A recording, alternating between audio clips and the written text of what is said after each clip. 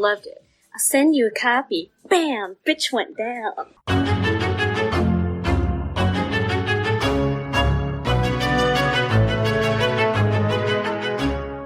Greetings and welcome to another episode of Horror Queers. I'm Trace Thurman. And I'm Joe Lipsett. And this is Horror Queers, the podcast about gay things, horror things, and everything in between. On this week's episode, I'm excited to welcome an American screenwriter, columnist, and actor known primarily for his work within the horror genre and the world of TV movies. After getting his start writing for the underground horror film magazine Ultraviolent, he wrote the travelogue for Peaches Christ's film All About Evil. Around the same time, he had bylines in such publications as The Huffington Post, Vice, and Tube Filter. He wrote and starred in the anthology horror film Tales of Poe, and the Italian horror homage Flesh for the Inferno, and has written and acted in many independent horror films since. We may also see his name pop up as the screenwriter of various Christmas TV movies like A Christmas Reunion and A Christmas in Vermont. He is also an important influencer of gay Twitter with over 5,000 followers, and you can currently hear him as the host of the Dead For Filth podcast. Please join us in welcoming the one and only Michael Varrati. Thank you for having me. Wow, what an intro. Did I get all that right? You did. I'm assuming, though, that you... wow, I have fallen out of my seat. I'm so overtaken. No, yeah. I'm assuming that you visited the Wikipedia page. Oh, yeah. No, that's all straight from Wikipedia. Which, did you write that? No, I didn't. Someone wrote a Wikipedia page, and I'm deeply fascinated by it. I mean, all the information's accurate, but like they made a point to have an entire section that's like, here's how many Twitter followers he has, which is horrifying in some way. That is why I said that, because I was like, wait. It's literally a section that just says gay Twitter, and then it goes, over 5,000 followers. Yeah, and I don't know what that's about. I'm like really interested, like who was the person who wrote this that was just like, yeah, this not only is worth mentioning, but it's going to get a whole subsection on Wikipedia. Absolutely. I mean, I'm not mad about it. I'm just kind of interested. I also copied your format on your podcast.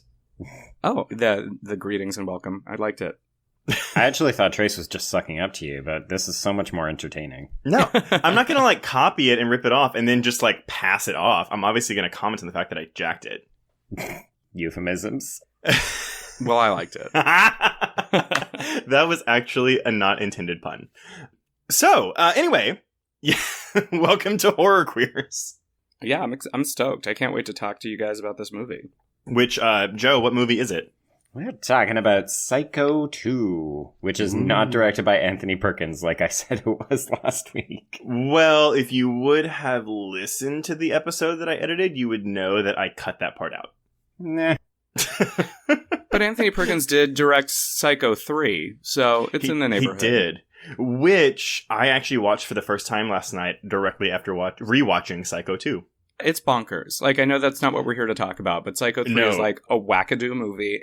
I'm always thrilled to see Mommy Dearest's own Diana Scarwood pop up in things. So, well, Joe, have you seen Psycho 3? I have not. Okay, so we'll just really quickly, I'm just going to say, it has to be intentional that he cast Diana Scarwood in that movie. It's bonkers. It is insane. Honestly, when I finished watching it, I was like, we probably should have just covered Psycho 3 instead of Psycho 2, even though I think Psycho 2 is a better movie. Well, there's always later days. Yeah, for sure. But it's crazy. It's weird. I want to watch it again. So let's put that on our list. Fair enough. I'll make a note. So yeah, we are discussing Psycho 2 today, which was released on June 3rd, 1983, the week after Return of the Jedi opened in theaters. So bold move by Universal, not just for being a summer release, but for releasing it right after the finale of a Star Wars trilogy. Distributed by Universal, with a runtime of 113 minutes, which flies by, and a budget of $5 million, which roughly today you're looking at about a $13 million budget. It did open in number 2 behind Return of the Jedi with $8.3 million and went on to gross $34.7 million, which adjusted is $99.5 million. Mm-hmm. I'm shocked by that. Well, I mean, if you think about it, this is a sequel to a beloved film. I mean, I guess the biggest thing is just that it's been 23 years since the original, but you could say if people thought the original was great, they would have that curiosity factor. And there's the book tie-in as well.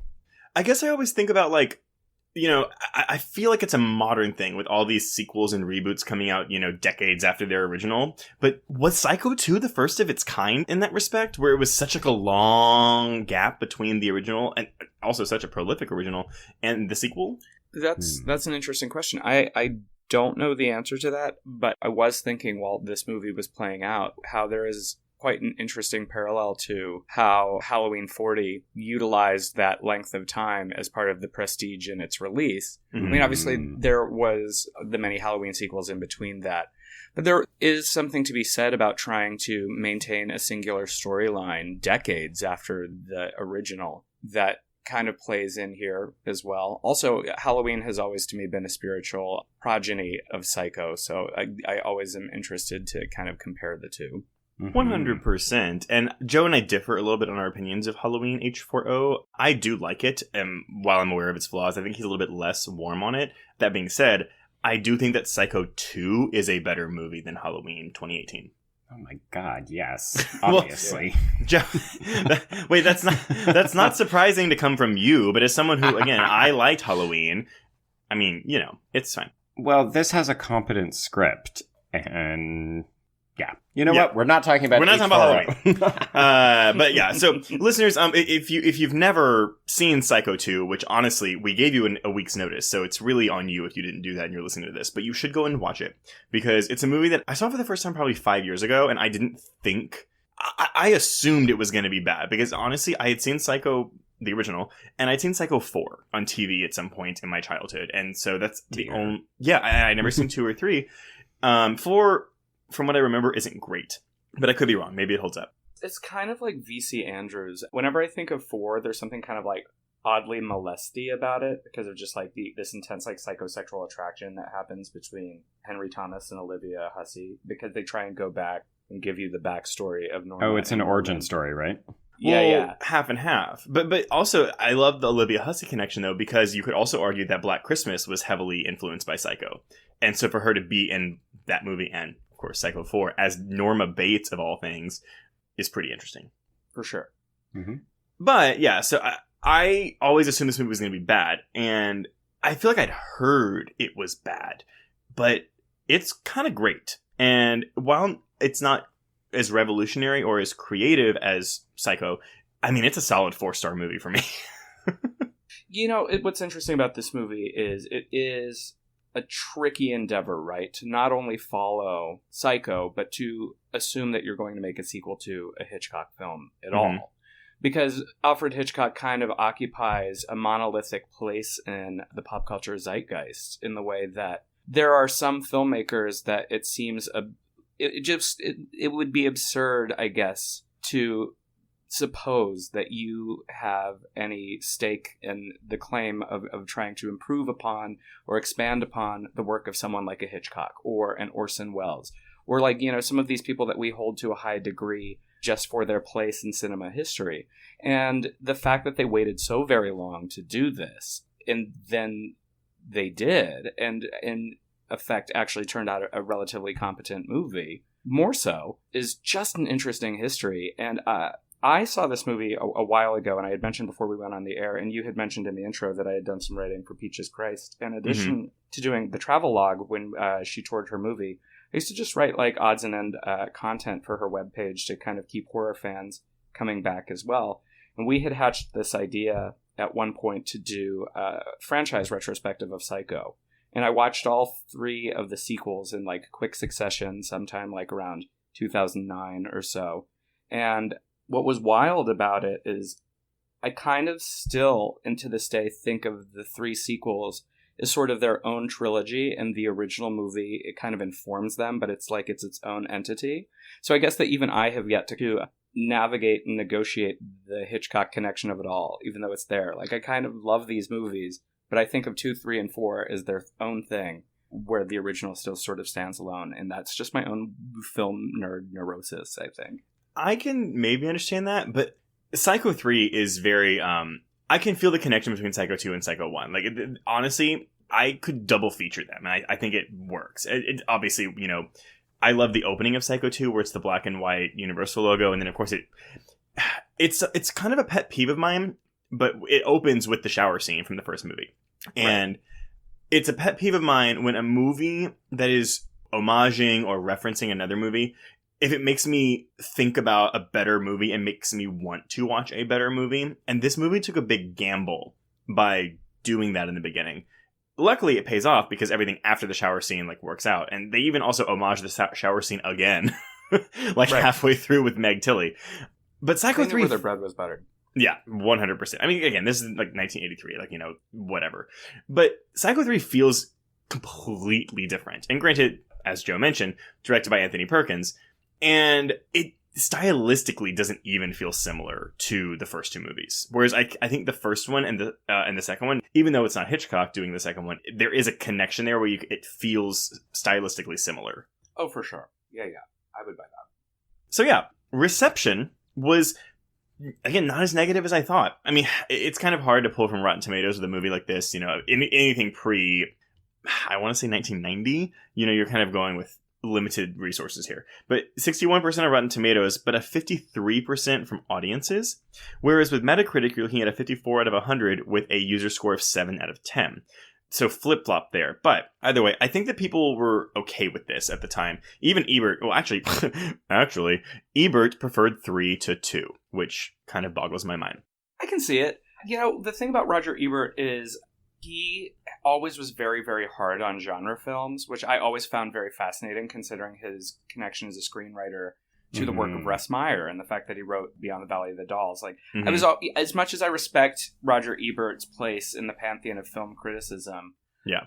It was always interesting to read a review that he would write for something like Friday the 13th, and he would be like, "This is garbage and sleaze." I'm like, you literally made a movie about a girl group that's tripping balls with some gay satanic cult leader. Let's remember where we come from. But when he would tap back into it, he tapped back into it in ways that were very revealing to the things that Ebert wanted out of a cult film. Yeah. And part 3 was really fucking weird. Can I swear on this? I guess I should have asked before. Yeah, absolutely. No. We're explicit. Okay. Well, coming from Dead for Filth, where I just am always saying outrageous stuff, I need to remember to be nice in other people's homes. Cunt, fuck, pussy, circle jerk, masturbate. But yeah, you watch that movie and it's sort of like this gay phantasmagoria of that opening scene of Psycho 3 with the nuns and just the light filtering, and it's kind of Russ Meyer-y. Or that whole scene where Jeff Fahey's just sweating sexually in the dark. I'm like, okay, with I can see holding the lamps over his penis. The first line of Psycho 3 is God is dead, or there something like that. I mean, it woke me up. I was like, what? Yeah. It definitely delves into a psychedelic feeling that, Hitchcock's in part 2 don't. So I can kind of see Ebert revealing his hand. He's like, if you're going to go weird, get really weird. And I think that he was into that. Yeah. Yeah. I always got the impression that Ebert was sort of desperate to shy away from genre stuff to make sure that he was being taken seriously, but then he would occasionally respect the really oddball, off-the-wall options. Occasionally. Siskel was definitely harder on violence in cinema, but Ebert giving his 0 stars to the fucking Texas Chainsaw remake and Wolf Creek, but then giving 3 stars to Devil's Rejects. I'm just like, dude, what are we doing here? He's inconsistent. A little bit. So yeah, just a quick rundown of kind of who we're talking about here. Directed by Richard Franklin. I admit I have never seen a single one of his films, but he's most notably remembered for Patrick, which I have seen the remake of that movie, so I clearly need to see the original. Road Games. Oh, have you not seen Road Games? That movie is awesome. The original Patrick? Well, Patrick is, but also Road Games. Did you mention Road Games? Yeah, sorry. No. Patrick, Road Games, Link, and Cloak and Dagger are my big pulls for Richard Franklin, and I've never seen any of those movies. Is Cloak and Dagger the TV show, or is that an older movie? It's an older movie, no relation to the Marvel property. Okay. Yeah, it's about a older man played by Dabney Coleman. Yes. And a young kid who they're a spy team. I think I'm very loosely paraphrasing what Cloak and Dagger is about.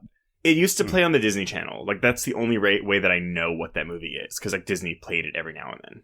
Okay. Right. I like the idea of a buddy cop comedy with a middle-aged man and a punk kid. Dabney Coleman of all people. Dabney Coleman. Few things that cannot get made nowadays. An older man with a young child going around playing pretend. Like, no, maybe not. Ugh. The screenwriter is Tom Holland. Not the young child twink, but rather the director of Fright Night and Child's Play and Thinner, among other things. He has also done some shit like The Langoliers, which is garbage. And Thinner. Now I want to live in the alternate universe where Spider Twink wrote Psycho 2. Have a lot more skin-tight outfits. Well, it was funny because when we were announcing Psycho 2 last week, I feel like I mentioned Tom Holland, and Joe was like, there's our gay connection. I was like, Tom Holland? And he goes, well, I wish. And I think you were thinking about Twink Tom Holland when I said that, but maybe not? I was not. I was convinced that the writer of Fright Night had to be a big old mo. And I don't actually think he is. I'm pretty sure he's hetero and married to a woman, but nice try. But sidebar, in this film, because he has a small role as one of the deputies, he can get it. I disagree, but we also like different things. I'm just here for this argument. No. Well, no, because Joe likes men. I like twinks. And Trace likes Tom Holland boys. No, I don't like boys. That's stupid. Whatever. Put on your Negva hat. Yeah. I'm just going to go Nambla? get a cup of tea. One moment. Anyway. Bring back an umbrella, Michael. I'm delivering all the shade. Again, we don't normally go over like the super specific crew, but I just wanted to point out composer is Jerry Goldsmith, who has done very notable horror scores for The Omen, Alien, Poltergeist, and Gremlins. I don't think his score stands out that well here, especially when you compare it to Bernard Herrmann's original score. But it's a tough act to follow. It is. Well, it's also tricky too when they utilize cues from Herrmann's score all throughout this movie. I mean, honestly, this was sort of an uphill battle all across the board when you think about it. So the fact that this movie came out in a good way is all the more important to, give praise to these people who did it, because the idea of following Hitchcock, the idea of following Bernard Herrmann, the idea of trying to continue a story that is so ingrained in the pop culture awareness. It's going to be tough. Even if you're Jerry Goldsmith, that you have to write a score for Psycho 2, that that no matter how original you want to get, you got to tie it back to those music cues from the first one, or the audience is just going to be like, what are they doing? This isn't what we want out of our Psycho movie. It would be like if you went and saw Halloween and you didn't get the John Carpenter synth at least once. People would revolt. Yeah. Mm-hmm. It's almost like a lose-lose situation, but it is interesting that you bring up that this film has all these hurdles and then still manages to come out so well, because I feel like we've done roughly 50% movies on this podcast where it's like the film should have been hot garbage, and it somehow just gets pulled together by a really great director and cast and crew. And it's kind of amazing what people can do in challenging circumstances. Yeah, and in case you're listening, we were referring specifically, off the top of my head, to Carrie 2 and Ravenous. Yeah. Both of which had fucked up productions and had a woman come in 2 weeks or 3 weeks into the production, and they turned out a either competent or pretty good film. Mm-hmm. Love The Rage, Carrie 2. I don't think... I mean, I know you have a whole other episode about it, so I'm not... You can still listen, listeners. But I just want to say, Kat Shea is someone who definitely deserves way more love in the landscape of genre films. Yes. There is nary a Kat Shea film that I haven't seen that I'm like, this woman should have been helming big franchise movies after some of these. And it's just sort of the systemic misogyny of both genre and the industry at large, that she kept taking these scripts that were objectively probably, bound for Cinemax and turned them into good fucking movies. Yep. And I have always liked her, and I thought that what she did with Carrie 2, which is, again, as you said, it's a losing proposition to try and follow Brian De Palma, but what she did was great. So this is just my PSA that I'm and give Kat Shea love. I feel bad though, because in that episode I mentioned that the new Nancy Drew movie looked like poo, and I haven't watched it yet, but the reviews have been middling, so not terrible. So maybe I was wrong. I don't know. I should go see it, I guess. So judgy. But it's also interesting that you bring up Halloween from 2 minutes ago, because the cinematographer of this movie is Dean Cundy, who did the cinematography for Halloween's 1, 2, and 3, as well as The Thing and Jurassic Park. He has a million other things under his belt, but those were my big horror pulls because I figure people want to know what he's done that's a horror release. So there's a lot of good camera work in this film, specifically when the two kids are going in the basement and the camera pans like out of the window over the roof and like down into the basement with them. Oh yeah, and that is a not easy shot from a filmmaking perspective to achieve even today in the era of drones and digital, and they did it with cameras that were very, very heavy, running 35mm film. So Dean Cundey has pulled off many, many great things in his career as a cinematographer, and I'm always thrilled to see his name pop up in the credits. Yeah. And really just for cast, I mean, again, you have your returning cast members, Anthony Perkins and Vera Miles. Then for new people, I mean, it's not a huge cast, but you've got Meg Tilly, sister of Jennifer, as Mary, and then, of course, Robert Loggia? I'm going to say Loggia? All right. As Dr. Bill Warren. I just called him Dr. Bill in my notes.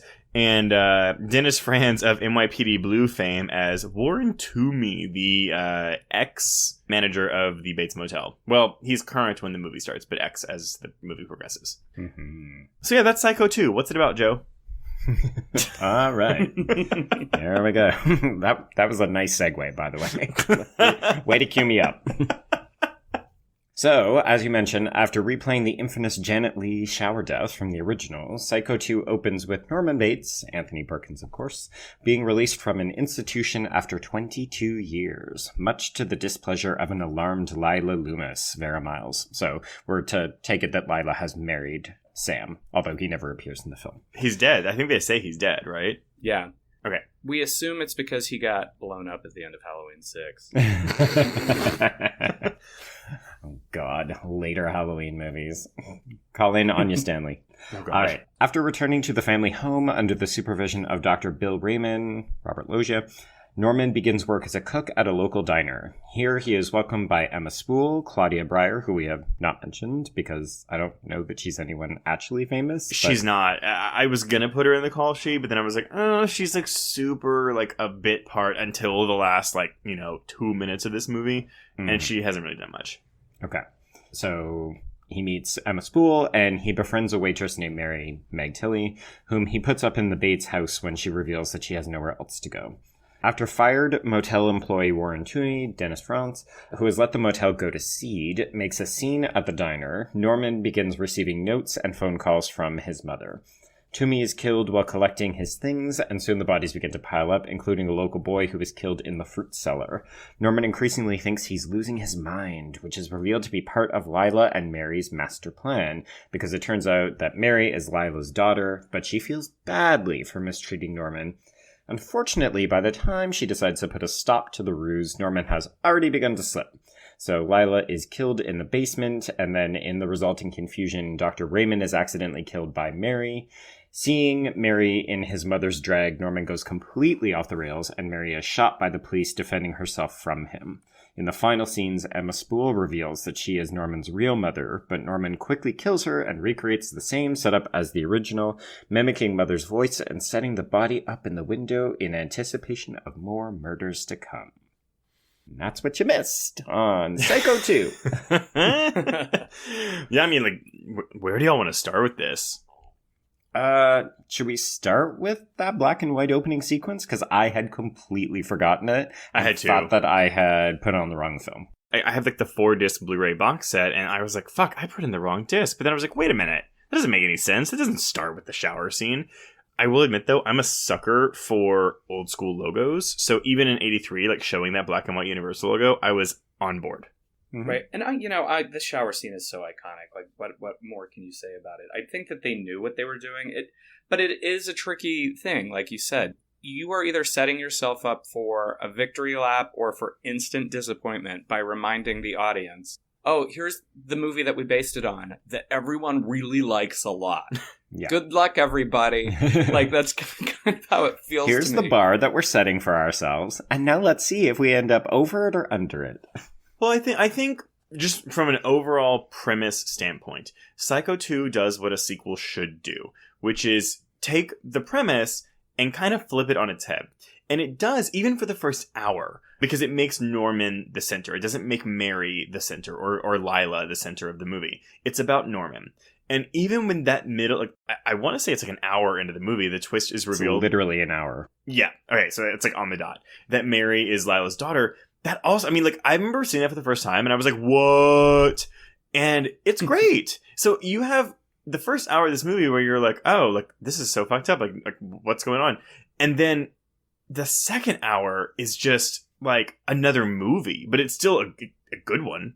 Yeah, I think that where this is a good spiritual sequel to Hitchcock's, and this speaks, Trace, to what you were saying about how they do play well together, is they both work on the supposition that what you think you know is not necessarily what you know. Mm-hmm. And they operate as very taut suspense thrillers. And one thing that I really like about this particular movie is that for a portion of the film, which I have never seen a horror sequel or really any sequel attempt to do before, is take the essential villain of the film that came before and make you sympathetic to that person. And it is a hard row to sow, even, you know, from a fictional standpoint, to say this guy killed 7 people, but we want you to care about him, and we want you to understand that what he went through is what drove him to this, and he's trying to be a better person. And there is a moment of achievement where I think Psycho 2 gets us there, where we're like, yes, we know this about Norman Desmond, yes, Sunset Boulevard's Norman Desmond is in this movie. Well, I mean, we know this about Norman Bates, but we let it go. And I think that that's the real genius of Tom Holland's script here, is we know who the villain of Psycho is, but by the end of Psycho 2, do we really? And we want him to be better. And he is forced back into his circumstance. And in a way, it's not really even a thriller or a suspense film so much as it is kind of a tragedy. Yes. I was going to say that too. Because this came out, it was 83, so this is the same year as, Return of the Jedi. Well, yes, but I want to say Friday the 13th Part 3, but maybe that was 82, so I could be wrong in that. But I'll look it up. It's in that slasher boon, and the only time this movie really kind of goes for that 80s slasher craze is in that scene where the 2 kids get into the basement, whereas Psycho 3 is like a pure 80s slasher. But you're right, it's asking us to sympathize with Norman Bates, and I'm actually interested in y'all's standpoint on this. Do y'all think the film is trying to make Lila a villain? I think villain's strong, but I don't know that she's definitely an antagonist, because I think that there's layers here, and I'm interested to hear what you both think of this as well. Where it's tough because we're presented a hero that for a film ago we were told was a villain, and we are presented someone who's working actively against him, who we sympathized with the last round, and I think it shows in a very masterful way that you wouldn't expect from a movie like this, especially a sequel that seemingly was sensationalist. The idea of cashing in on Psycho at the time probably was a surprise to people. Mm-hmm. But there's a lot of layers here about how tragedy really changes everything, and how people have their whole lives wrecked by something like this. And I have a hard time thinking of Lila as a villain because I think that her life is destroyed forever by the events of Psycho, and she has no choice but to be what she's become.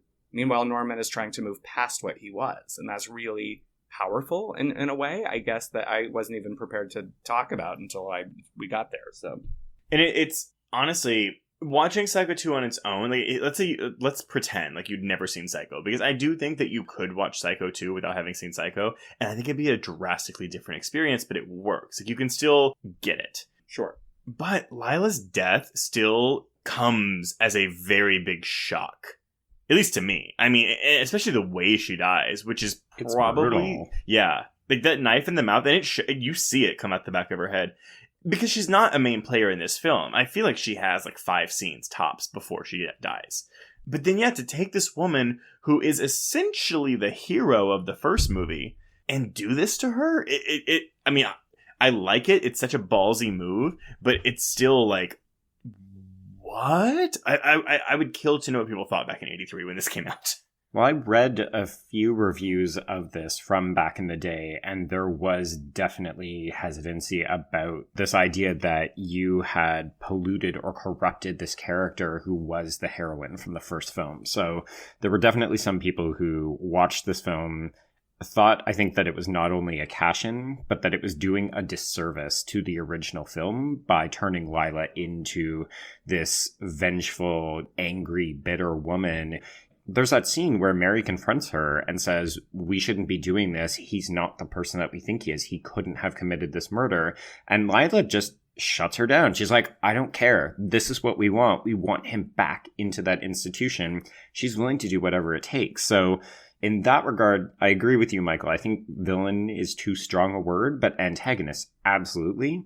But I think if you were a fan of the original and you came out thinking that this sequel was going to be more of Norman Bates just killing people, this first hour would be very surprising. And I think it would bring a lot of conflicting emotions to people who were not anticipating it at all. Yeah, and I agree with that. I think what's really cool about it, too, is that Vera Miles agreed to do it. Yeah. And, so did Anthony Perkins. And I think in a way, because I work with actors a lot, and I do know that actors really like to see an evolution of character, and in a fascinating way, maybe not a way that's satisfying to like purists of Psycho, but is interesting to an actor who gets to portray a full range of a human. Mm-hmm. This is something that we don't always see in characters. Like, we always want, Superman to hit the same beats, but like when you survive the destruction of your city, you're going to be changed. And like, that's like a macro idea. Yeah. On a micro sense, we know that tragedy would change someone. And I think that for Anthony Perkins, he probably viewed it as a story of a man who is really trying to redeem himself. And Vera Miles was probably drawn to the idea that she didn't have to play the same beats as the original. She got to play a woman who was destroyed by it. Mm-hmm. I was thinking while watching this, oddly enough, of Kill Bill in the end mm-hmm. beats of the first movie, when Michael Madsen kind of succinctly says, that woman deserves her revenge, and he says, and we deserve to die. Well, but then again, so does she. And but it's Norman, I think Norman agrees with that, though, because Norman obviously feels bad for what he did. And I think what the movie does lack is a scene between Norman and Lila. I wish that we had a scene between them. But obviously, if that happened, then we wouldn't have her death scene. Right. Yeah. Well, and the scene with him and Mary where they decide to camp out overnight together in close quarters, and he ends up resting his head on his bosom, and they have that really nice tete-a-tete. That was actually not originally in the script. That was a scene that Anthony Perkins said he wanted because he wanted to make sure that people saw Norman as a sympathetic figure, that he is damaged, but that he's also still a human being after everything that's happened to him. And their relationship is totally viable. I did want to backtrack 1 second, though, to Vera Miles. This is me totally, throwing darts in the wind. Y'all know about the whole thing, though, where, Vera Miles was supposed to be in Vertigo, but then she got pregnant, and she couldn't be in the film, so Hitchcock had to cast Kim Novak instead, and he didn't like her in that movie.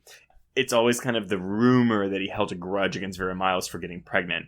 And so her being in Psycho was a contractual obligation to him. So I know this just from research, but also it was confirmed. Well, not confirmed, but the movie Hitchcock with Anthony Hopkins, where Jessica Biel plays Vera Miles. They touch on that relationship. Oh, yeah. It's not a great movie, but and Scarlett Johansson plays Janet Leigh. Totally worth a watch just for that casting, but it's not a great movie. So that's a very real thing that is supposedly that was their relationship. So I kind of wondered if her taking this movie was like a fuck you to Hitchcock. It may well have been. I think the thing is I earlier was talking about sort of the monolithic nature of Hitchcock as this pop culture icon. But we know now he was a terrible about person. him that he was a terrible person, and there was a lot of things that were very inexcusable. And it is interesting having this conversation in 2019 in the post Me Too era. And when you look at the behavior of these auteur filmmakers of yesteryear, they were sort of given carte blanche to behave as poorly as they wanted, and the studios supported it. And it's interesting to know that people like Kubrick and Hitchcock were essentially terrorizing these women. Oh, yeah. If not sexually, emotionally, and we know it, but it's almost as if, like, the grandfathered golden era of Hollywood, we just don't talk about it a lot. Yeah. I could totally see what you're saying, that Vera Miles was like, this is my chance to take this character back for me. And if that's true, like, we'll never be able to confirm it, but if that's true and that's why she took on this role in such a hard 180 for the character, then hell yeah, go girl. Like, I'm into it. I'm so about that. I mean, she's alive, just so you'll know. She's very much alive. So if she's not, like, super dead, you could probably reach out to her and find out. If she's willing to make that confession, like, in her, I want to say 90s. I could be wrong, though. Let's just reach out to her on Twitter. I'm sure she's active. I was just really shocked to find out she was still alive. Yeah, surprisingly enough, people do age and not die. Well, yes, I understand. Trace is still a young child. He hasn't accepted these facts. Well, no, like, yet. because Janet Leigh died, like, 10, maybe 13 years ago. And, I mean, Hitchcock's been dead forever. Anthony Perkins died in the 90s. I'm just listening. Sorry. Everyone in Psycho's dead except for Vera Miles. Anyway, sorry. I digress. Yeah, I actually didn't know one way or the other, which is why I was speaking objectively. Well, if you had read my call sheet, you would see that in her notable films, I literally put in all caps, "She's still alive," followed by Psycho, The Searchers, and The Wrong Man. Right, well, some of us think that was a title from a movie called She's Still Alive. No, I was, it's all caps. In the cases of our particular... our work, that is very likely a name of a film. Yeah. Yeah. She's still alive. Coming to theaters 2020. I'm just saying alive. The formatting was different and I put in ellipses after it. But that's okay. That's okay. I'm not offended.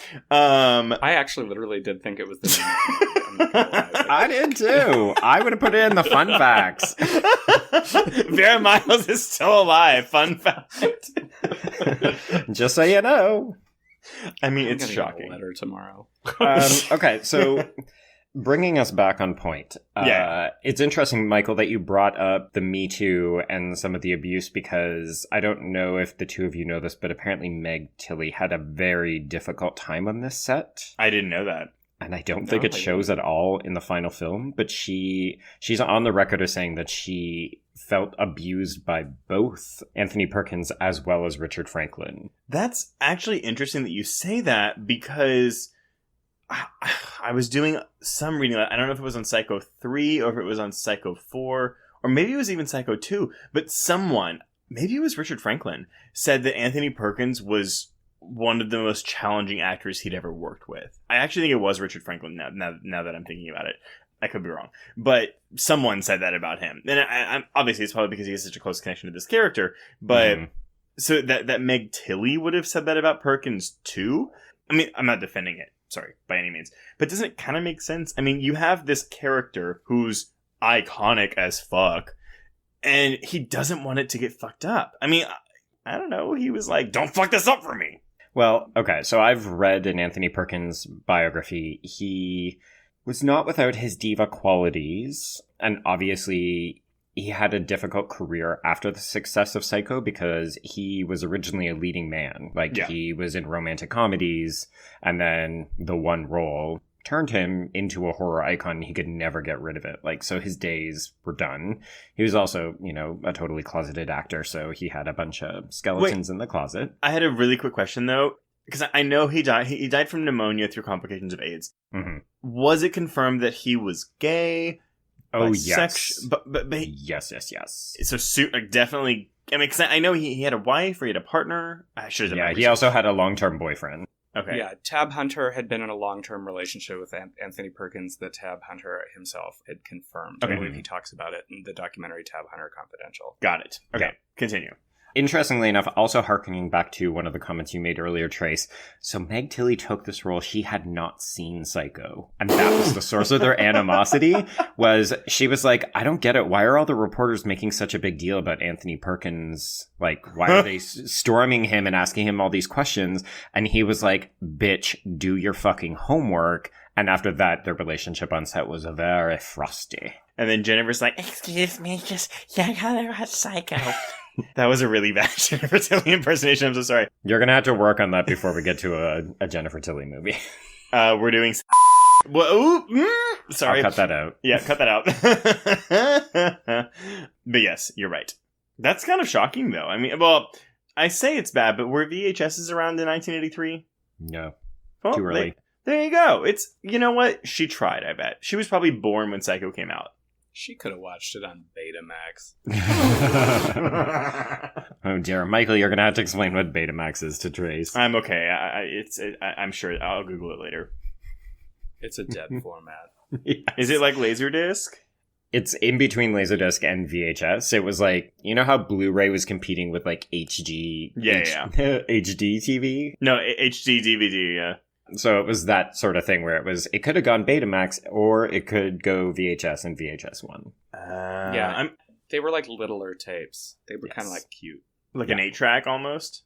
Yeah, kind of. Yeah. Okay. A lot of people actually wanted Betamax to be the one that won out, but it was... I'm sorry. Y'all aren't giving me fucking credit for knowing what a fucking 8-track is. So, you know, I watched I Love the 70s. Thank you, VH1, for Trace's education. It's probably also how he knows all of his diva knowledge. That actually probably is correct. But yeah, well, how do y'all feel about Meg Tilly's performance in this movie?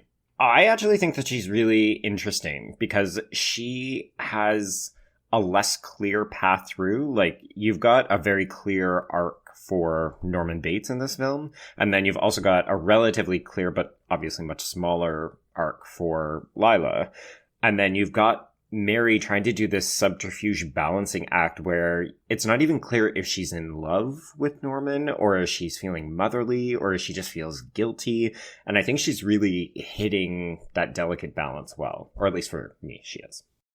What's interesting to me about the Psycho movies is there are obviously like romantic characters and sexualized women that enter Norman's life, but with the exception of the fact that he has a wife in part 4 and, you know, the fact that his mom is trying to hit on him, he does not, over the course of this franchise, ever really like seem to engage with anybody in that way. No. And so, for me, also reflects back upon how the characters interact with them. Like, I don't really view Mary as a romantic character for him at all. Like, I think she's someone who was like kind of sent as an agent of Lila's plan to re-institutionalize Norman Bates. And she gains sympathy for him and she likes him as a person, but I don't think that she's like jonesing to like bang or anything. I think that she is, in many, many ways, a subdued character who is sort of a victim of her own circumstance. Her mother is obsessed with this and she has grown up with her mother's obsession. And so she's going along with it because that's what kids sometimes do when their parents are driven in these ways. Yeah, she's almost like a mirror of Norman's relationship with his mother in that capacity, right? Like, she's been brought up for this singular purpose. I like that. I didn't actually me too. put that together until you just said it, but I think that's actually a really good parallel between those two characters and also explains why she would connect with him so much. Yeah, that's really insightful. It occurred to me watching it this time, knowing that Mary was Lila's daughter, because the first time you watch it, it honestly feels like you've been slapped in the face. Like, 100%. I was completely taken off guard the first time I watched it. And then I forgot about it. So this whole time I was rewatching it for this, I spent the entire first hour being like, wait, do we not know? And then the reveal comes at the 1 hour mark. And I was like, oh. But it's really interesting to watch the film knowing what she's doing, because it really feels like the film is commenting not just on what grief can do to people, but also how bad parenting can raise children into a really terrible situation. Okay, so I don't love her in this movie. I think her performance isn't the best. But as I was rewatching it, knowing that she was putting on a show for the first hour, I kind of tricked my mind into saying, oh, she's just playing. It's a performance. Yes, it's a performance. So it's her playing like a bad liar. Doesn't necessarily explain the second half of the movie, but it worked for the first half of the movie. I mean, I don't think she's bad. Sorry, that sounds kind of dicky. But I just think that her lines came across as, it's kind of like this, no, what are you doing, Norman? Like, I don't know. There was just some kind of like ethereal quality to it that I was like, bitch, what are you like fucking floating in heaven as an angel right now? What's going on? So, well, I do. Go ahead. I do think this is a tricky character, honestly. I think that sometimes characters like this, from a viewer's standpoint, seem very simple, but I do think from a screenplay standpoint are very difficult for actors, because really what she is not as fleshed out a character as some of the other characters, because she's a transitive character in the way that she is supposed to get us from point A to point B, but her motives aren't even reflective of a personal motive. It has to do with a plot-driven motive. She is basically a device to show us that Norman has, in some way, been rehabilitated, so we as an audience begin to grow sympathetic to him. But then at the hour mark, we are also clued into the fact that she is also a tool of this trauma that exists from Lila. And she really is sort of, not to any fault of Meg Tilly's, this is more of a script thing, is like a tofu character in the way that she has to sort of take on the flavor of the character she's interacting with, because that's her job. And that's a really tough role, and sometimes a very thankless role for an actor to have, because you need that character to get the audience there, but then it's sort of like, well, they're kind of stuck in the scenes while other people are emoting. Yeah. Which, to me, there's this one really interesting scene that feels very different from every other scene in the film, which is when she actually confronts her mother in the hotel lobby. And then the sound gets cut off. And obviously, again, this is a plot device, just like you talked about, Michael, where that scene exists so that we can have the bellhop see her arguing. And then that's why the police think that she's involved in the murders and she gets killed at the end. That's the scene that like literally leads to her character's like, not demise, but like her character's demise. Yeah. But you know what? I've been thinking about it since we were sort of talking about the parallel journeys of these characters and then the mom issues of it all. And at the top of the show, we did mention sort of the Halloween 4.0 of it all. But what's interesting now that Joe has said what he had to say, and we've been having this ongoing discussion about how this has played out and family's effect, I'm interested because it draws a parallel to Halloween 4.0 in a bigger way than even I guess I realized, in that this movie is about generational trauma in an era before we really had the words to describe it as such. And that's why it's like interesting to know that, you know, the new Halloween was the first horror movie about generational trauma. And now watching Psycho 2, I kind of think that it's not.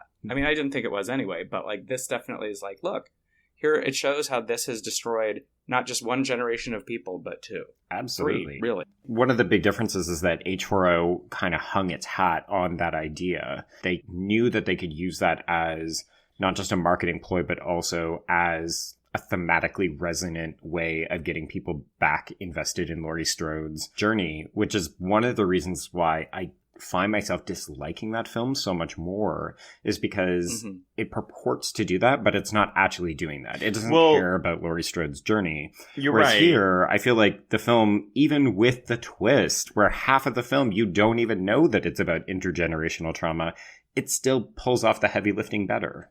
I'm just going to say, I agree, because the problem is that, Halloween splits its screen time between the Laurie Strode stuff and literally everything else going on in that movie, and that's where it quote-unquote fails. But I like that you mentioned that the marketing for that movie knew that that's what to focus on, because the marketing for Psycho 2, P.S., the only extra feature on the fucking Psycho 2 Blu-ray is the trailer and subtitles, just in case. Yeah, you have to get a random other version if you want a commentary. Well, the Blu-rays restart. So I fell asleep during the last 10 minutes of Psycho 3 last night. And what woke me up was when the movie restarted with "God is dead!" and that's literally how it starts. And I had to go back and watch the last 10 minutes of Psycho 3 again to finish it. Anyway, but yeah, the trailer for Psycho 2, it doesn't emphasize that at all, which obviously not surprising considering it's in 1983 and who cares, but it very much leans on the mythology and the epicness that is Psycho. Right. I mean, I think you've got to, though, right? At the end of the day, the way that you're getting people into seats is you're selling it on Norman Bates. Like, it's the next chapter. That's why they went with the tagline, right? 22 years later and Norman Bates is coming home. Mm-hmm. But, I mean, the reason that this film works as well as it does is because it's not just a Norman Bates thing. Like, it's not just his story. It's really about the interplay between these three characters And I think you're right, Michael. The reason that Mary suffers is because she really is caught in the middle. And Trace, like you said, she's playing a part for half of this film. So at the end of the day, some people might say it's her acting style. Some people might say it's the way she's written. But Mary ultimately isn't a fully fleshed out character because it's not her story, but she's in it. Like, she's a focal point of it. Did y'all... And I think this may be a post thing, but I got the impression that Mary was dubbed quite a bit. There was a lot of ADR, I could tell. Yes. Yeah. But on hers where I noticed it the most, and I think that maybe where her performance disconnects with me, because it doesn't... I don't know. It felt like a Giallo film almost, you know, where it's like that shitty-ass dubbing, that shitty-ass ADR. That's how I felt about her. Maybe that's why I couldn't connect with her as much as, like, you know, someone else could. I would be interested to know why. I mean, there's probably, there's I'm sure, a story there, because anytime you have to ADR a scene, there's always some reason, and maybe, like, her mic wasn't working. Well, but, like, the scene I noticed it the most is when he first invites her to his house, and they're in the parking lot of the diner. That's when I first noticed it, and then it just kind of continued throughout the film. But, I mean, the outside of the diner makes sense, because maybe there were a bunch of cars driving by. Sure. I don't know. But yeah, I don't know. What are some of the other notable elements for you two? I really like the notes that Lila and Mary leave for Norman. Oh, yeah. It's super small. Like, kind of grade school penmanship. Like, don't let that little whore in my house, or Norman, get rid of that slut, or I'll kill her.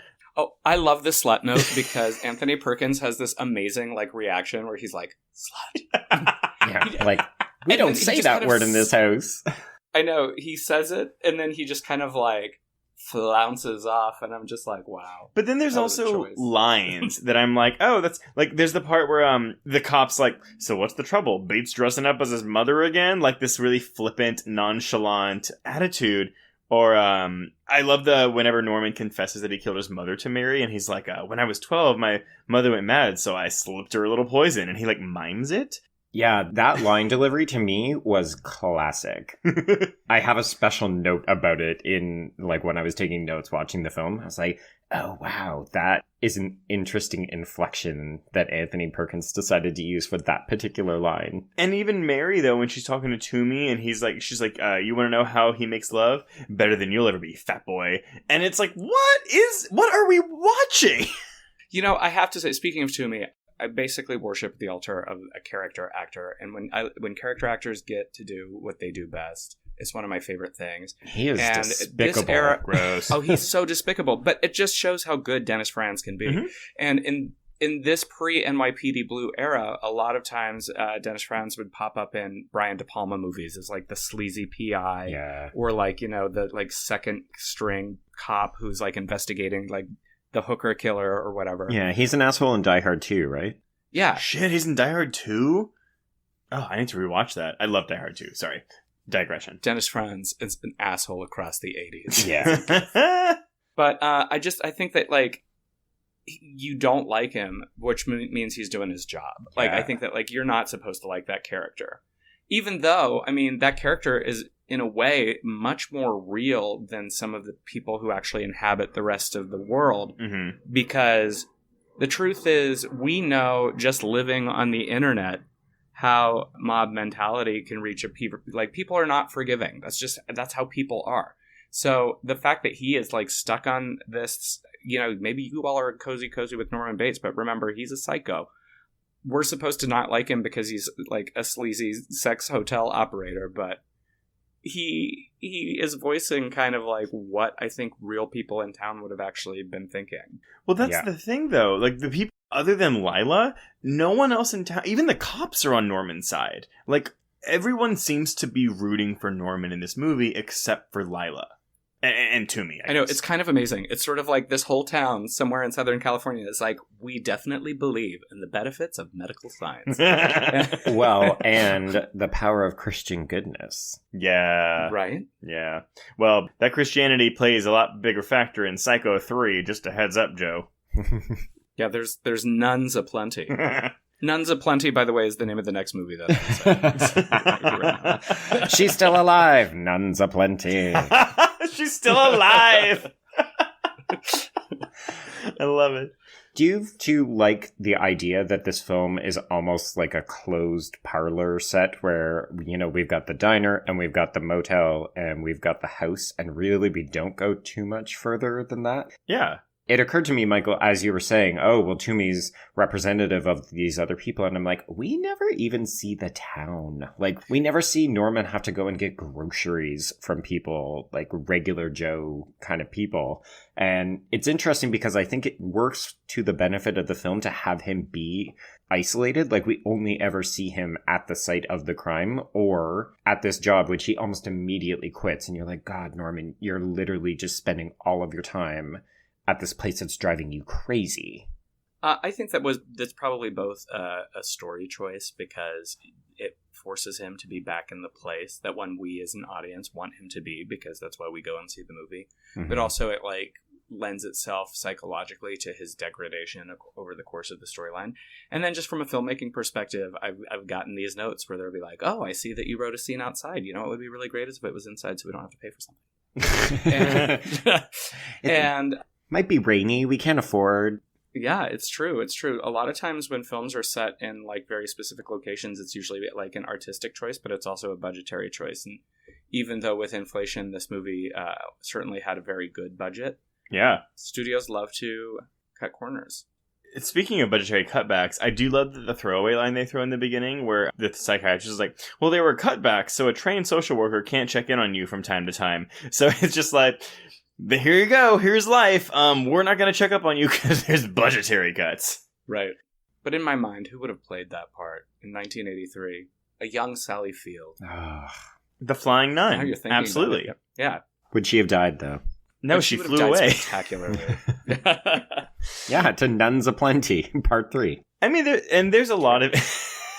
Oh my god, she should have been the nun in Psycho 3. She should have been. That would have been great. She wouldn't have done that. There are also more interesting line readings, like that. Whenever he introduces Dr. Raymond to Mary, he's like, "This is Dr. Raymond. He was my psychiatrist at the institution." He says it so nonchalantly, and whenever Lila and Mary have their confrontation, and Lila's like, "Just dress in his mother's clothes one more time." Yeah, I love it.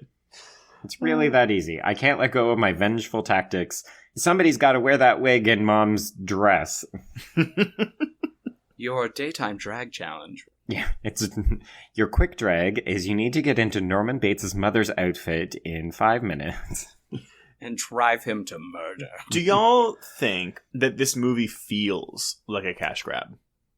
I was interested in the little fun fact that you included that originally Perkins said no, and it was going to be a television movie with Christopher Walken. Yeah. But then he came back to it, and then they went theatrical, because I could have seen this in the early 80s being a TV movie.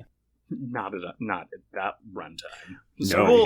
It's a 3-hour movie with commercials. You've also got to think about it. So, I mean, I included this too. Like, you know, Robert Bloch, the author of Psycho, he wrote Psycho 2 in 1982, or it was released in 1982. I haven't read it, but it sounds very much like Scream 3. Where it's like, or the Showgirls sequel that we never got. That's I think is something that is kind of crucial to the discussion of the films as sequels. Is Robert Bloch, the author of Psycho? Obviously, you know, they based the original film on his novel, and he did write a number of sequels set in the Psycho world, but none of the books that Robert Bloch wrote, the sequels of the original Psycho novel, none of them were adapted to film. No. Like, these movies are original movies that have nothing to do with the books that he wrote. Well, because Psycho 2 is like about a Hollywood movie, and Norman goes and terrorizes it. That's what I'm under the impression of. Yeah, they're making a movie based on his life, and he goes, and you're right, Scream 3's the production. But the timing of the release of the book and the film to me is very suspect. It makes me wonder if they realized that they could capitalize on the additional interest of the sequel book by releasing a sequel movie, but then they just didn't like his plot. I'm sure they knew the concept ahead of time, and so while he was writing the book, they were like, we're not going to do that, but I guess we have to pay you for the name, so here's some money, write your book, we're going to make this other better movie. Well, apparently Hollywood did not take kindly to the satirical bent of the book. They didn't like the idea of Norman killing Hollywood people. Which is like... That's not surprising. It's a little too meta, I guess. Hollywood. Yeah. But this movie could have been the Scream franchise of the Psycho universe back in the 80s. It could have been the Scream 3, which is what we all aspire to be. Yes, let's reinvigorate the Scream debate on Twitter once again. Like you said, Joe, Perkins came back to the script. He came back to the movie because he liked the script. And I think it shows. This movie, while there are plenty of throwbacks and homages to the original, it feels genuine, if that's any way to say that. I think it was prepared lovingly. I mean, the truth is this. When you are working at a studio level of the magnitude that you are with a property as big as Psycho, there is not a world where there's not at least some decision that isn't motivated by the financial gain of it all. I mean, no one operates on multi-million-dollar level solely to make something out of love. Like, they do know that this is a business endeavor that they wanted to make money off of. Oh my God, Michael, you are so polite and charming. Trace and I would just be like, they're money grabbers. Like, they just want a cash grab. And you're like, well, there is a financial value in capitalizing on these known properties. But it's true. There's nothing that we go to see at the movies that financials weren't considered. Oh, absolutely. No one wants the honest truth that, like, when people are like, oh, it was a money grab. Yeah, everything you do Everything's is a money grab. Yeah. But there's a loving way to do it, and I think that this was lovingly done. I think that, like, when you engage the right people who are careful and caring about the material, like, I don't think that, Tom Holland, Tom Holland, when he sat down to write the script, was like, oh, wow, I'm writing Psycho 2, maybe I can, like, buy that yacht. Right. But on the same token, it's like, if you grew up in a certain era, worshipping a certain kind of film, it would be like any horror fan, you mentioned Scream. Like, imagine any of the gays on Twitter that we interact with, if you were like, all right, you get to write Scream 5. There's not a person that we know that's, like, ravenous about that movie that wouldn't be fucking thrilled to go do it and put all their heart and soul into it. Yeah. And that's what you want out of this. The producers are making the cash grab, but you want someone who cares enough to do it right. And I think that he cared. I think he took some chances, and luckily, I think it worked out. But I think the love is there, and that's what you see, and that's why it worked. Yeah, which is interesting because it kind of sounds like Part 3, and to a lesser extent Part 4, because that was actually a TV movie. It kind of sounds like the third film, they either didn't have a good handle on the concept, or they were just looking to maybe make some extra money. Well, so the reason that the Psycho 4 is what it is because 3 flopped critically and commercially. Because I want to say Perkins or someone had a script idea building off of 3, and the studio was like, the third one fucking sucked. Do something different. And that's why Psycho 4 is like this it's like The Godfather 2. Or Mamma Mia 2, if you will, structure. Where it's like half prequel, half sequel. Those two comparisons cannot be said in the same sentence. I'm sorry. Wait, have you seen both of them? Because they're very apt. I really like Psycho 4. I think given what it is, it definitely, like, brought some shock value back in a way that was very true to the character. I don't know that I would think that Psycho 3 of all of them, as weird as it is, definitely feels the least like a cash grab for the reasons that you were illustrating earlier about how Anthony Perkins initially didn't want to come back because he is so precious about the character. And now all of a sudden, he not only is back in the world, but Psycho 3 is the one that he has the most investment in from an artistic standpoint, because he's not only starring in it, he directed it. And he makes some choices that are not expected, but I think most of his directing choices do work. It's just it's a very weird film. No, oddly enough, I think Psycho 3 of the Psycho movies is like, it's the midnight movie. Like, it's a movie you're either gonna like or you're not. It's sort of like, you want some wackadoo analogies. If Psycho is Grease, Psycho 3 is Grease 2. Like, it's a great midnight movie, and the people who are in it are like, yeah, I'm down for this dirty, sleazy rock and roll. But it's definitely not. It's definitely not Sandy at the fair. Does that make you want to see it more, Joe? Oh, absolutely. It's Grease too. You two have been piquing my interest, because part of me is like, are we talking Texas Chainsaw Massacre the Next Generation level crazy? Or no. Are we just talking... Wait. But you haven't seen Next Generation, have you? I mean, I've seen enough of it to know. Oh my God, no. I'm so excited. I cannot wait for you to watch that movie. It's so funny. But Psycho 3 is not on that same level, because Psycho 3 is still a competent film. Fair. Okay. Well, so, because again, I would argue that Psycho 3 is probably the queerest of these movies, which might be no coincidence because of Anthony Perkins' directorial hand. For sure. There isn't a ton of queerness in Psycho 2, so the fact that we chose to cover it is, a thing. What are some queer things like that you can pull from this movie other than the amazing shovel smash that closes the film? This movie in some way, shape, or form is definitely all about identity and how our identity is informed by what other people expect of us as opposed to our authentic selves. And I do think that there is a queer narrative there. Unfortunately, of course, as tends to happen when you're looking at otherness in horror movies, when you apply that label to Norman Bates, his authentic self is actually somebody that we hope and pray that he isn't because it's a bad person. Yeah. But he wants so desperately to be somebody that everybody approves of. I don't know. The queer read of this movie, there is probably a greater discussion. I don't think it's as queer as some of the other Psycho films, but that doesn't mean that it's not. I think that there is, I don't know, there's a lot going on here. And I even think, Joe, that Mary and Norman have more of a, like we have said, it doesn't feel like a romantic relationship. It actually feels more like a sibling relationship because they both have these mother troubles. So that kind of ties back into our discussion on Oculus and how siblings can play a role in, being queer. Mm-hmm. Well, I think for me, too, it's that really close relationship that you can have to a mother figure and the idea that abuse can ultimately end up affecting the way that you, not who you become per se, because I don't want to tread the line that Michael was suggesting could be dangerous, which is right. We end up with these queer killers, which I think is the common reading of the original Psycho. But I think more just this idea that they can stunt or alter or they stifle the way that you express who you truly are. And to me, like Psycho 2, at the end of the day, is Norman coming back to that place of familiarity, which unfortunately is a killer mind state.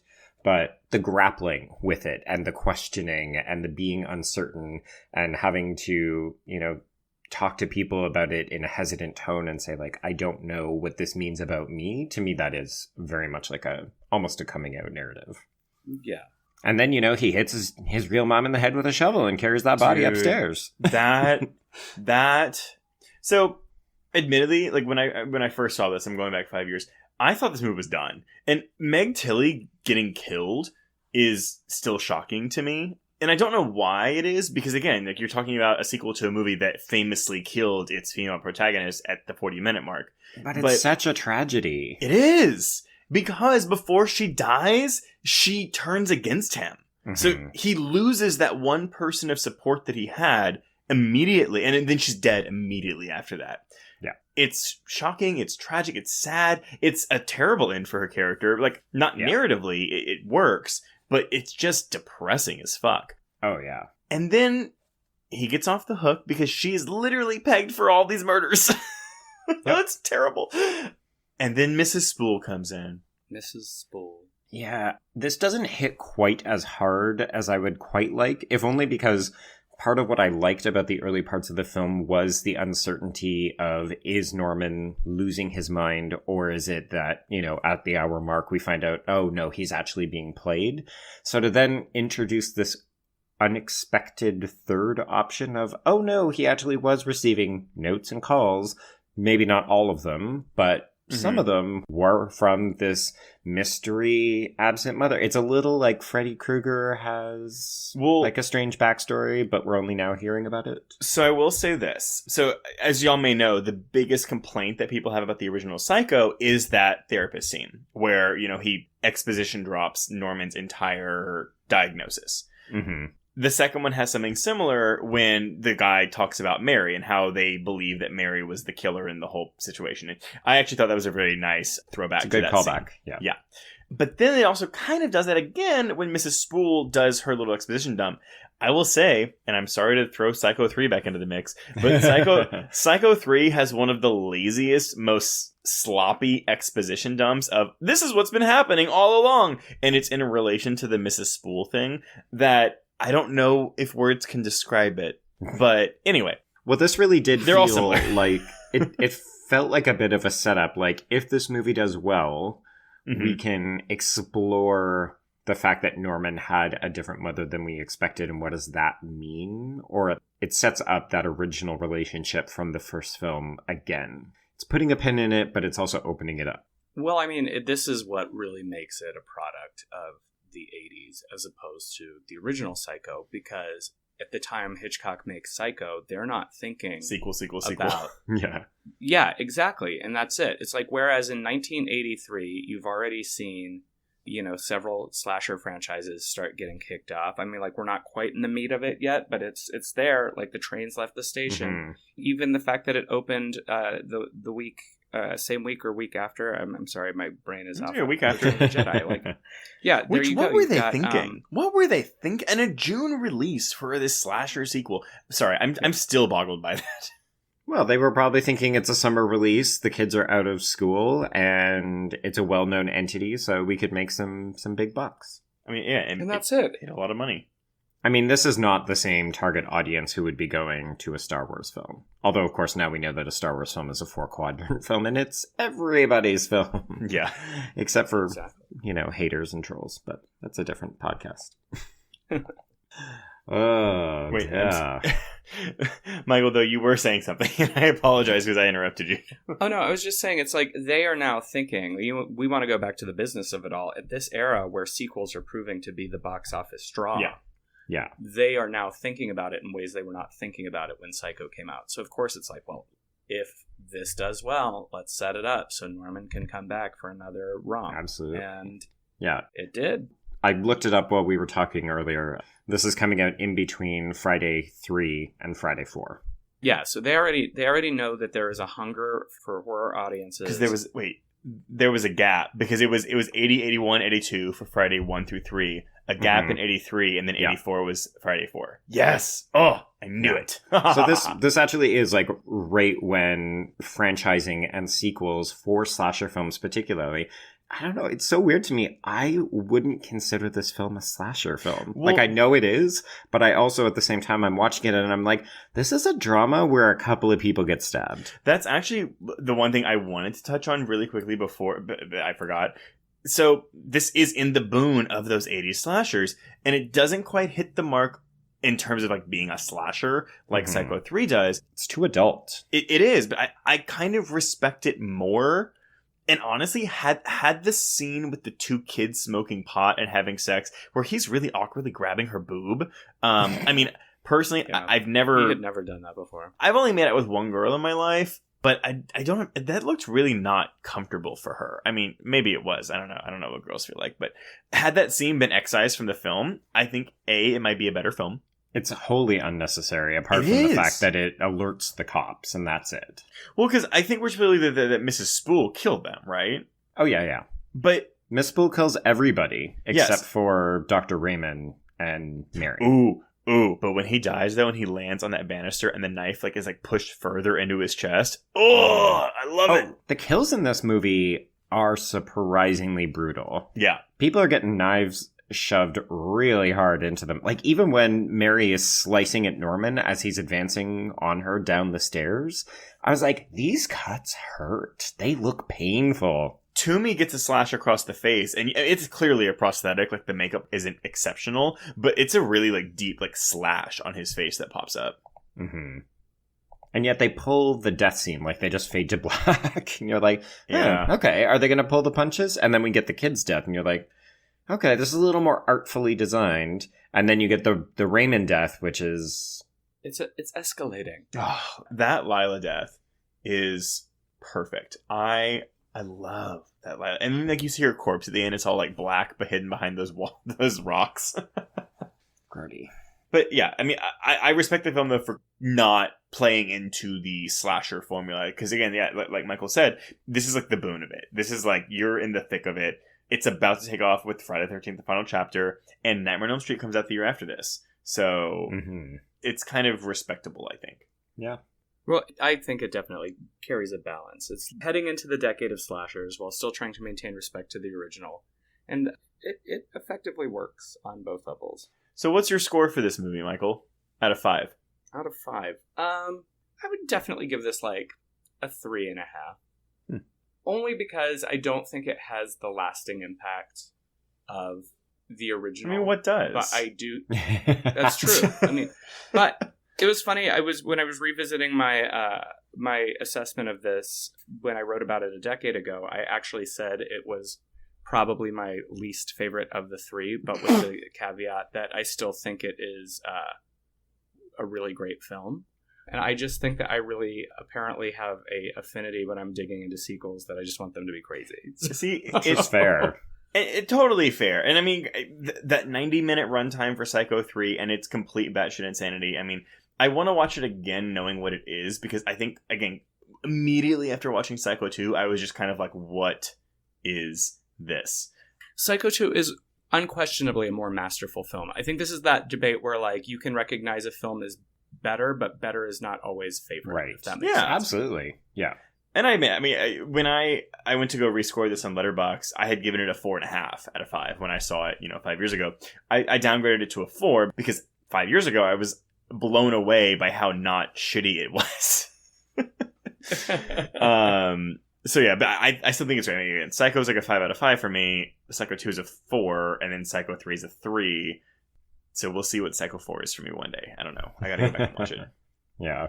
It's a 4 for me as well, and I think for a lot of the same reasons that you both suggested. This idea that it's reverent to the original and it's doing something very, very well that a sequel doesn't always do. But at the same time, like, this isn't a fun watch. This really does feel like a tragedy, a slow motion tragedy. And, when you're watching it, like, these people are all really messed up and it's going to end badly. Yeah. And it does. But even the kills, you're just like, oh, wow, okay, she just got that knife through the face. Ugh. And you're like, it's really gory, but then you're right back into the thick of it. Like, ugh, these people. You almost wish that somebody would just burn that fucking house down, because no good can come of it. Never. Well, do y'all have any lingering or closing thoughts that y'all want to mention on the film? I have a game. Oh, introduce your game. Joyce always forgets about the game. No, but we finished. Like, I just say any thoughts before we get to the game. Backtrack. Yeah, sure. It's a Herculean effort to follow a movie as ingrained into pop culture as Psycho, and I think that they did more than a competent job. They made it something that's really engaging and thoughtful, and so that to me is a hat tip, because it is definitely an achievement. Yeah, for sure. I agree. What's your game, Joe? All right, let's play this game.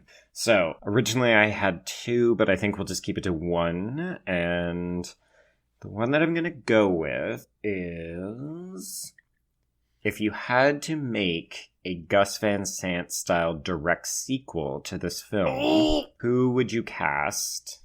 And you can keep the original people from Gus Van Sant's remake, but obviously, you would have to cast new versions of Mary and the Doctor. But you can recast them all if you want. Wait, did you look at my Twitter last night? Because I literally posed this exact same question. I did not. Surprisingly enough, I'm not just hanging around your Twitter waiting for you to post things. Okay, no. So I, however, am surprised. So Psycho 2 came out, 23 years after Psycho 1. The 23rd anniversary of Gus Van Sant Psycho is in 2021, so in 2 years. And I was like, I kind of want a sequel. Bring back Julianne Moore, bring back Vince Vaughn, give me a shot-for-shot fucking remake of Psycho 2, but who's going to play Mary? Mm-hmm. So who did you end up with? I didn't pick anyone. I just let other people pick, so now I got to think about it. Michael, you go first. So this is a woman of what? We're assuming somewhere in her mid-20s? Well, no, because we're assuming that Lila gave birth after Psycho. So we're thinking like 2021. I think that's how old Mary's supposed to be.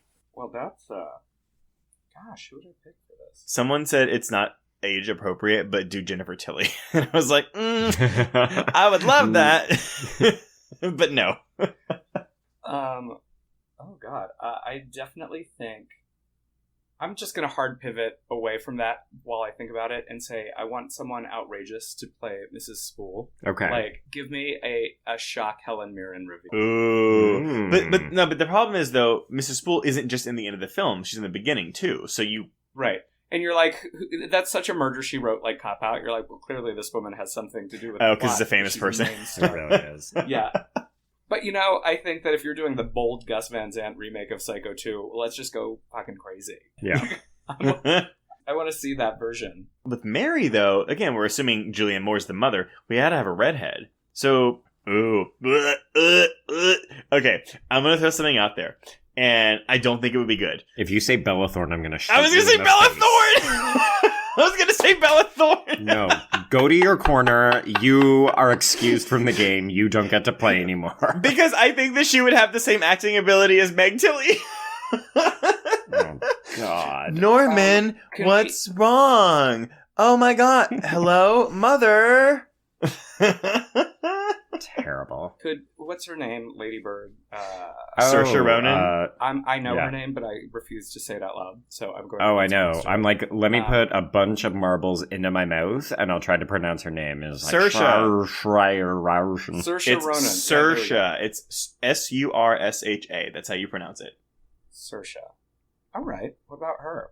What about Allison Williams? For no I would be fucking down. Wait. I know Joe hasn't seen it, but Michael, have you seen The Perfection yet? I haven't. Well, it doesn't come out to Netflix till May, but it's on the festival circuit. But it's great. Seek it out. And Allison Williams is great.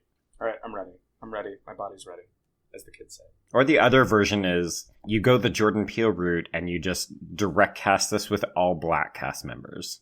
You're just like, nope, fuck your whiteness. I'm not mad at that. No, I think it's totally fine. But again, it's a direct sequel to Psycho, so we're just going to ignore the fact that Vince Vaughn and Julianne Moore played these roles. Yes. Correct. I was going to say, that would be the most Gus Van Sant choice of all. Right. Well, I mean, Vince Vaughn to me is still the weirdest casting decision that I feel like you could have made. He did answer my question of what it would be like if I had to sit and watch Norman Bates masturbate. Oh, God. Y'all, I'm going to say something controversial. I don't think that movie's great. Obviously, I find it hard to even say any kind of critique about that movie because it's literally the exact same movie except for that masturbation scene. But I like Vince Vaughn's Norman Bates. I don't really actually even have a problem with the fact that the Gus Van Sant version exists. I know it like raised a lot of ire, but I never felt like it even had anything to do with the movie. It's like a Warholian exercise. Mm-hmm. It was not that he's remaking Psycho. It was the idea of remaking Psycho. Yeah. He didn't care about the content of the movie. He cared about the exercise of doing it frame for frame. Like, I think that to me was like such a avant-garde move that is weird and strange, and that's a very Gus Van Sant thing to do. Gus Van Sant is not interested in making like a blockbuster movie, so there's got to be an interest. There had to be like some weirdo reason that he did this.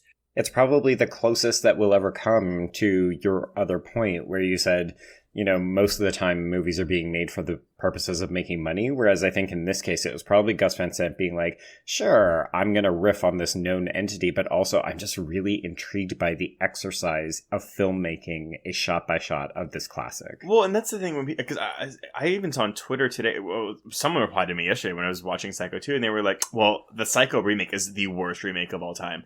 And I'm like, no. Is it though? Like, No. I mean, it's not great, but it's inoffensive, if that makes any sense. Like, I've seen some offensive fucking remakes, and that movie is just so, like, it's just forgettable. Like, that's all it is. Yeah. I mean, if there's any crime, that's it. Like, I don't really think that he had competent actors. He's a competent filmmaker, more than in both cases. I think the real thing is did it need to exist at all? Yeah. And it even sounds pretentious to say. I feel weird saying it, but I'm like, it's an avant-garde choice. And I think that the movie exists for the sake of the movie, not the actual movie. Like, it's like such an, I don't know, it's abstract and stupid, and like, but I love the idea that he was just like, I'm going to do this, and it's going to piss people off, and that's why I'm doing it. Yeah. I think I'm going to watch that this weekend. I really want to go back and watch it. I haven't seen it in a long time, so I might go back and watch it. You know what? I'll take the shot-by-shot remake of this over James Franco trying to recreate leather bar scenes from Cruising as like a student film. Sure. Sure. You mean A Weekend with James Franco? Yeah, basically. Yeah. We'll have you come back for cruising. Yeah, well, I love we've been getting requests for cruising literally since we started our article series. So we're going to do it one day. We promise, whoever you are. Yeah, that movie shot at the exact same time in New York as the Village People movie Can't Stop the Music. So they were shooting on opposite blocks at most times. Imagine those two. Which one was getting protested more? Oh God. Which one was that? No, it was a facetious question. No. Okay, well, anything else before I ask Michael about his socials? No. Okay. So yeah, Michael, where can people find you on the internets? You can find me on most social media platforms under my name at Michael Varrati. That's B as in Victor, Arrati. You can also follow Dead For Filth at Dead For Filth on Twitter and on Instagram. It's available where most podcasts are found. And that's it. I'm always lurking around making movies and causing shenanigans. So Do you have a status update on your short? Will it be playing festivals? I was moving there, I promise. I was going there, okay. But yes. So I think the short in question you were referring to is The Office Is Mine, is a queer horror short that I just finished. Yes, it will be premiering this summer at Film Festival sometime, I think, in July. I cannot quite say what festival it is yet, just for reasons that we are waiting for them to fully confirm, but it's a good one, so I'm excited about that. Also, I did recently just direct a segment of the upcoming holiday horror anthology, Deathcember. My segment has horror scream queen icon Tiffany Shepis is in it, as well as Jeffrey Reddick, who created Final Destination. I love Jeffrey Reddick. We'll have him on this show one day. I think he's a sweetheart. Yeah, he's so great, and he's wonderful. He plays Salvation Army Santa Claus in my movie. Super fun. Okay, well, before we announce what we're covering next week, I'll just do some quick housekeeping. If you want to reach us on Twitter, you can reach me at Traced Thurman. And I'm at Beast on my remote. That's the letter B. And of course, if you're tweeting about the podcast, be sure to use the hashtag HorrorQueers in your tweets. And you can also email us at horrorqueers@gmail.com. If you do have 2 seconds, please head over to iTunes and leave us a rating. But if you have 30 seconds, please leave us a rating and a review. It's great. It's super easy. Just go to your Apple Podcast app and press one of those stars, preferably the 5-star button. And if you like what you've listened to and want even more content, exclusive content, please visit our Patreon page at patreon.com/horrorqueers, where you can sign up for exclusive bonus episodes each month. Now, you do have to use the link because since we say words like fuck, cunt, pussy, bitch, and stuff, you cannot search for us in the Patreon search bar. It's real stupid. But yeah, so the bonus content will consist of full-length episode reviews of new horror films. As of this episode's release, we'll have episodes on Pet Sematary and Us in there already. In just a few days, you'll have an episode on The Curse of La Llorona. La Llorona. So, Joe, what are we covering next week? So next week, we are going to do 1994's Cemetery Man with Rupert Everett. Della Morte, Della More. Della Morte, Della More, which I had to Google the translation for. It's from the director of The Good Stage Fright, listeners who listened to our episode, on the Bad Stage Fright a couple of weeks ago. But I do want to point out that this movie is not available to stream anywhere. I had to just spend $20 on a DVD. Yes, that is $20 on a DVD on Amazon. So seek it out. Otherwise, you can just come listen to us talk about Rupert Everett. I've never seen this movie. I've heard it's bonkers and great. So please come on this journey with us. Mm-hmm. Yeah, I'm looking forward to the dubbing. Yeah, it'll be great. So on that, I think we can officially cross out Psycho 2. Yeah, and cross out Horror Queers.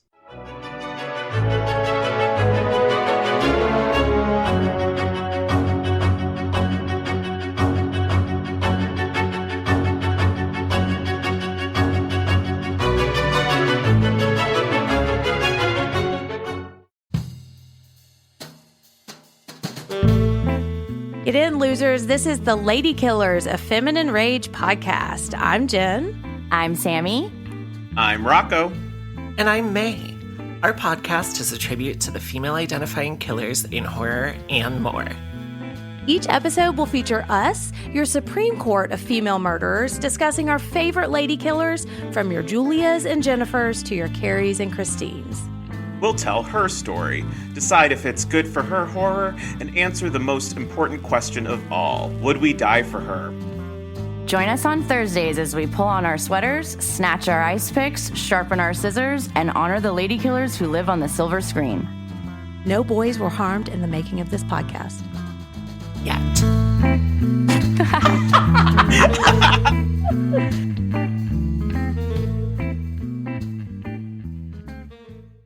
It was late in the afternoon when the professor and I took our way towards the east, whence I knew Jonathan was coming. Jonathan Harker has asked me to note this, as he says he is hardly equal to the task, and he wants an exact record kept. Dear Madam Mina, I have read your husband's so wonderful diary. Strange and terrible as it is true. I will pledge my life on it. God preserve my sanity, for to this I am reduced. Safety and the assurance of safety are things of the past. I am in hopes that I shall see more of you at Castle Dracula.